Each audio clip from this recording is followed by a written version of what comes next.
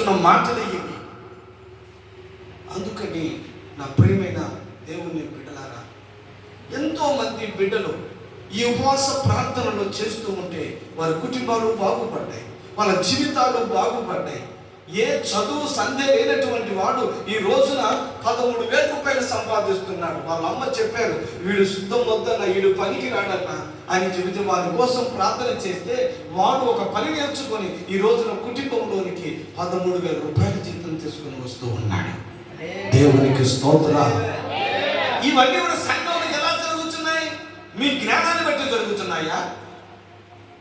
మీరు చేసే ఆ చిన్న ప్రార్థన బట్టి జరుగుతున్నాయి అనుకుంటున్నారా? సంఘంలో దేవుని సేవకుడు కన్నీళ్ళ ప్రార్థన, దేవుని సేవకురాలు సంఘము కొరకు కన్నీళ్లు విడిచే ఆ ప్రార్థన. అందుకని ఈ రోజున నా ప్రియమైన దేవుని బిడ్డలారా, మీరు బాగా వినండి. యెహోవా మహిమ బయలుపరచబడింది. ఆ మహిమను ఈ రోజు నువ్వు చూస్తావా? లేకుండా నిర్లక్ష్య ధోరణితో, నీ ఒక అవిశ్వాసంతో, నీ మూర్ఖత్వంతో ఖాళీగా వెళ్ళాలనుకుంటున్నావా?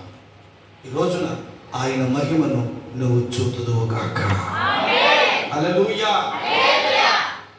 ఒకడు కాళ్ళు చేతులు సచ్చుపడిపోయాడు, పక్షవాయువు.